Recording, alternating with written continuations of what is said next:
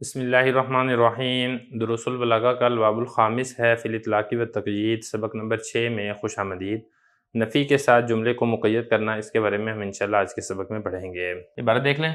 وَأَمَّا النَّفْيُ فَالتَّقْيِيدُ بِهِ يَكُونُ بِسَلْبِ النِّسْبَةِ عَلَى وَجْهٍ مَخْصُوصٍ مِمَّا تُفِيدُهُ أَحْرُفُ النَّفْيِ وَهِيَ سِتَّةٌ لَا وَمَا وَإِنْ وَلَمْ وَلَمْ وَلَمَّا فَلَا لِنَفْيٍ مُطْلَقًا وَمَا وَإِنْ لِنَفْيِ الْحَالِ إِنْ دَخَلَ عَلَى الْمُضَارِعِ ولن لنفي الاستقبال ولم ولما لنفي المزي إلا أنه بلما ينسحب على زمن التكلم ويختص بالمتوقع وعلى هذا فلا يقال لما يقم زيد ثم قام ولا لما يجتمع النقيضان كما يقال لم يقم ثم قام ولم يجتمعا فلما في النفي تقابل قد في الإثبات وحينئذ يكون منفيا قريبا من الحال فلا يصح لما يجيء محمد في العام الماضي۔ ترجمہ دیکھ لیں۔ بہرحال نفی کے ذریعے سے جملے کو مقید کرنا یہ نسبت کے سلب کرنے کے لیے ہوتا ہے ایک مخصوص طریقے پر، جس کا فائدہ دیتے ہیں نفی میں سے حرف، اور یہ 6 حروف ہیں: لا، ما، ان، لن، لم اور لما۔ لا مطلقاً نفی کے لیے آتا ہے، اور ما اور ان فی الحال نفی کے لیے آتے ہیں اگر یہ دونوں مضارع پر داخل ہوں، اور لن مستقبل کے نفی کے لیے آتے ہیں، لم اور لما گزشتہ زمانے کی نفی کے لیے آتے ہیں، مگر اس میں فرق یہ ہے کہ لما اس نفی کو کھینچ کر لے آتا ہے بولنے کے زمانے تک، اور یہ خاص ہوتا ہے ایسی چیزوں کے ساتھ جس کا پیش ہونا متوقع ہو۔ یہی وجہ ہے ایسا نہیں کہا جا سکتا لما یکم زید ثم قام، اور نہ ہی یہ کہا جا سکتا ہے لما یجتمع النقیضان، جس طریقے سے آپ یہ کہہ سکتے ہیں لم یکم ثم قام اور لم یجتمع۔ تو لہذا لما نفی میں مقابل میں آتا ہے ایسے قد کے جو جملہ مثبت میں ہوتا ہے، اور اسی وجہ سے یہ ایسے جملے کی نفی کرتا ہے جو حال کے قریب ہو، لہذا یہ کہنا صحیح نہیں ہے لما یجی محمد فی العام الماضی۔ عبارت و ترجمہ ہو چکا ہے، اب چلتے ہیں اس کی تشریح کی طرف۔ حکم کبھی مطلق ہوتا ہے اور کبھی حکم کو مقید کیا جاتا ہے۔ اگر حکم مقید ہو تو مختلف چیزوں کے ساتھ وہ مقید ہوتا ہے۔ آج کے سبق کے اندر ہم یہ پڑھیں گے کہ کبھی کبھی حرف نفی کے ساتھ بھی کلام کو، حکم کو مقید کر دیا جاتا ہے تاکہ نسبت کو ایسے مخصوص طریقے سے سلب کیا جا سکے جو مخصوص طریقہ حرف نفی سے جس کا فائدہ حاصل ہوتا ہے، اور وہ حرف نفی کتنے ہیں؟ وہ کل 6 ہیں جو کہ یہاں پہ ذکر کیے جا رہے ہیں۔ اور عبارت دیکھیں، فرما رہے ہیں کہ نفی یعنی حرف نفی کے ذریعے سے تقیید بھی جملے کو مقید کیا جاتا ہے، حکم کو مقید کیا جاتا ہے۔ یہ ہوتا ہے اس لیے ہوتا ہے کہ نسبت کو سلب کیا جائے علی وجہ مخصوص، ایسے مخصوص طریقے سے آپ نسبت کو سلب کر لیں، حکم کی نفی کر لیں، وہ جو سلب ہے وہ ایسا ہو جس کا فائدہ حرف نفی میں سے کوئی حرف دے رہا ہے۔ اب یہ جو احرف ہے یہ جمع ہے حرف کی، اب وہ کون سے ہیں؟ وہ 6 ہیں۔ ان میں سے کون کون سے ہیں؟ ان میں سے پہلا لا ہے، دوسرا ما ہے، تیسرا ان ہے، چوتھا لن ہے، پانچواں لم ہے، اور چھٹا لما ہے۔ اب اس کے بعد ایک ایک کر کے ان ساروں کے بارے میں تفصیل اور وضاحت بتائیں گے۔ سب سے پہلے آپ یہ سمجھیں کہ لام الف لا یہ حرف ہے جو کہ مطلق نفی کے لیے آتا ہے، یعنی لام الف لا کے ذریعے سے اگر آپ نفی کر رہے ہیں تو اس میں کوئی خاص زمانے کی نفی نہیں ہوگی، یعنی ایسا نہیں ہے کہ ماضی کی نفی ہو یا حال کی نفی ہو یا استقبال کی نفی ہو، کسی زمانے کی قید نہیں ہوتی ہے، جیسے دوسرے حرف نفی کے اندر کسی نہ کسی زمانے کی قید ہوتی ہے۔ بالکل اسی طریقے سے لام الف لا کے ذریعے سے جب آپ نفی کرتے ہیں تو کسی جگہ کی قید نہیں ہوتی۔ مثال کے طور پہ آپ یہ نہیں کہیں گے لا زید فی الدار، کیونکہ اب یہاں پہ دیکھیں لا سے تو آپ نے مطلقاً زید کی نفی کر دی، لیکن فی الدار کہہ کے آپ نے اس کو مقید کر دیا ہے، جبکہ جو لام الف لا ہے یہ ایسی نفی کے لیے آتا ہے جو مطلق ہوتی ہے، نہ تو وہ کسی زمانے کے ساتھ مقید ہوتی ہے اور نہ ہی وہ کسی جگہ کے ساتھ مقید ہوتی ہے۔ دوسرے نمبر پر سمجھے کہ میم الف ما اور حمزہ نون زیر ان یہ فی الحال نفی کے لیے آتے ہیں، یعنی اس کے اندر زمانہ حال پایا جاتا ہے جس کی یہ نفی کی جاتی ہے، لیکن اس کے لیے شرط یہ ہے کہ یہ دونوں فعل مضارع پر داخل ہوں۔ میم الف ما کی مثال کیسے ہے؟ جیسے ما یکتب زید، زید نہیں لکھ رہا، یعنی حال کے زمانے کے اندر، اور ان کی مثال یہ ہے ان یقرأ زید، زید نہیں پڑھ رہا ہے، یعنی زمانہ حال کے اندر۔ 3 حرف ہو گئے۔ چوتھے نمبر پر لام نون زبر لن، یہ استقبال کے لیے یعنی آئندہ زمانے کے لیے نفی کے طور پر استعمال ہوتا ہے، یہ بھی حرف نفی میں سے ایک حرف ہے اور یہ حروف ناصبہ میں سے ہے، فعل مضارع پر داخل ہو کر یہ نصب دے دیتا ہے، اور اس کا تعلق زمانہ استقبال یعنی زمانہ مستقبل کے ساتھ یہ خاص ہوتا ہے، جیسے کہ لن یضربا ہرگز نہیں مارے گا، کب؟ زمانہ آئندہ کے اندر، زمانہ مستقبل کے اندر۔ اس کے بعد آگے 2 حرف ہیں، ایک ہے لم اور دوسرا ہے لما، ان کا تعلق زمانہ ماضی کے ساتھ ہے، یہ زمانہ ماضی کے اندر نفی کے طور پر استعمال ہوتے ہیں، لیکن لم اور لما کے اندر تھوڑا سا فرق ہے۔ لما کے ذریعے سے جو آپ نفی کرتے ہیں اس کے اندر ایک تو استمرار ہوتا ہے، دوسرا اس کے اندر استغراق ہوتا ہے، یعنی نفی کا تعلق اگرچہ ماضی کے ساتھ ہے لیکن زمانہ ماضی سے لے کے زمانہ تکلم اور حال تک یہ والا کام ابھی تک نہیں ہوا ہے، یہ بتانے کے لیے لما استعمال ہوتا ہے۔ جیسے آپ کہیں گے نا لما یضرب، تو اس کا مطلب یہ ہے کہ زمانہ ماضی میں نہیں مارا ہے، اور وہ جو نہ مارنے والی چیز تھی وہ چلتے چلتے حال کے زمانے تک کہیں بھی ضرب نہیں پائی گئی ہے، یہ تو ہوتا ہے لما کے اندر۔ لیکن جو نفی آپ لم کے ذریعے سے کرتے ہیں اس میں کبھی تو استمرار ہوتا ہے، جیسے لم یلد،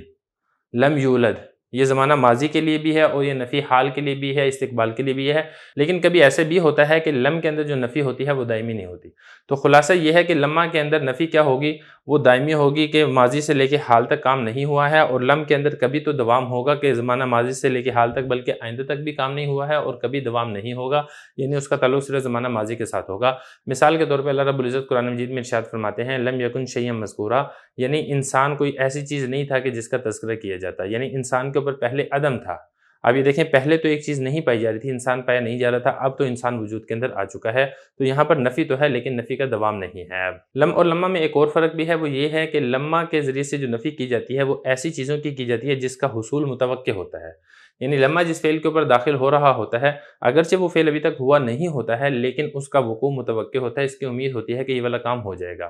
مثال کے طور پہ وصل الاستاد الی الفصل ولما یدرس، استاد درسگاہ تک پہنچا ہے، لما یدرس لیکن اس نے ابھی تک تدریس نہیں کی ہے، تو ابھی تک تو یہ والا کام نہیں ہوا ہے سبق پڑھانے والا کام، لیکن ظاہر ہے جب وہ درسگاہ کے اندر آ چکا ہے تو اس بات کا امکان ہے، اس بات کی توقع ہے کہ درس پڑھانے کا یہ آغاز کر دے گا اور درس پڑھانا شروع کر دے گا۔ لیکن جو لم کے ذریعے سے نفی کی جاتی ہے اس کے ذریعے سے تو کبھی اس چیز کی بھی نفی کی جاتی ہے جس کا حصول متوقع ہوتا ہے، یعنی وہ چیز حاصل ہو سکتی ہے، اور کبھی اس چیز کی بھی نفی کی جاتی ہے جس کا حصول غیر متوقع ہوتا ہے، یعنی اس کام کی شروع کرنے کی ہونے کی امید نہیں ہوتی ہے۔ یہی وجہ ہے کہ آپ یہ نہیں کہہ سکتے لما یقم زید ثم قام کہ زید ابھی تک بیٹھا نہیں ہے پھر وہ کھڑا ہو گیا، کیونکہ دیکھیں لما کے ذریعے سے جو آپ نفی کرتے ہیں اس کے اندر ایک استمرار ہوتا ہے، ایک دوام ہوتا ہے کہ زمانہ ماضی میں وہ کام ہوا ہی نہیں ہے۔ اب ایسا تو نہیں ہے کہ زمانہ ماضی میں زید کبھی بیٹھا ہی نہ ہو، ظاہر ہے اگر وہ زید ہے تو کبھی نہ کبھی تو بیٹھا ہوگا اور ضرور بیٹھا ہوگا، تو لہذا لما یقم زید ثم قام یہ والا جملہ کہنا درست نہیں ہے۔ بالکل ایسے ہی لما یجتمع النقیضان،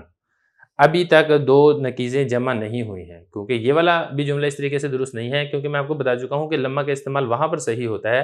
کہ جو وہ کام ابھی تک ہوا نہیں ہوتا ہے لیکن اس چیز کا امکان موجود ہوتا ہے کہ یہ والا کام متوقع الحصول ہے، ہو سکتا ہے، اور ظاہر ہے دو نقیزیں ہیں وہ اگرچہ اب تک وہ جمع نہیں ہوئی ہیں لیکن اس بات کا امکان بھی موجود نہیں ہے کہ وہ آئندہ کبھی جمع ہو جائیں گی، تو نہ تو آپ یہ والی مثال کہہ سکتے ہیں لما یقم زید ثم قام، نہ ہی آپ یہ والی مثال کہہ سکتے ہیں لما یجتمع النقیضان۔ لیکن جو لم ہے، لم کے اندر جو نفی تو ہوتی ہے لیکن اس کے اندر استمرار اور دوام نہیں ہوتا، ایک بات، اور دوسری بات یہ ہے کہ لم کے اندر اس چیز کی بھی نفی آپ کر سکتے ہیں جو متوقع الحصول ہو اور جو غیر متوقع الحصول ہو، جیسا کہ میں آپ کو بتا چکا ہوں۔ لہذا آپ ایسا کہہ سکتے ہیں لم یکم ثم قام یا لم یکم زید ثم قام، زید کھڑا نہیں ہوا پھر کھڑا ہو گیا، کیونکہ میں آپ کو بتا چکا ہوں اس کے اندر استمرار و دوام نہیں ہے۔ اگر استمرار و دوام ہوتا تو پھر یہ بھی آپ کہنا جائز اور درست نہ ہوتا، لیکن ظاہر ہے لم کا استعمال دونوں کے لیے ہوتا ہے، استمرار و دوام کے لیے بھی ہوتا ہے، اور غیر استمرار اور غیر دوام کے معنی کے اندر بھی استعمال ہوتا ہے، اور یہاں پر یہ غیر استمرار اور غیر دوام کے معنی کے اندر استعمال ہو رہا ہے۔ اسی طرح آپ لم یجتمع النقیضان یہ بھی کہہ سکتے ہیں، کیونکہ میں آپ کو بتا چکا ہوں کہ لم کا استعمال متوقع الحصول چیزوں کے لیے بھی ہوتا ہے اور غیر متوقع الحصول چیزوں کے لیے بھی ہوتا ہے۔ یہاں پر غیر متوقع الحصول چیزوں کے لیے ہو رہا ہے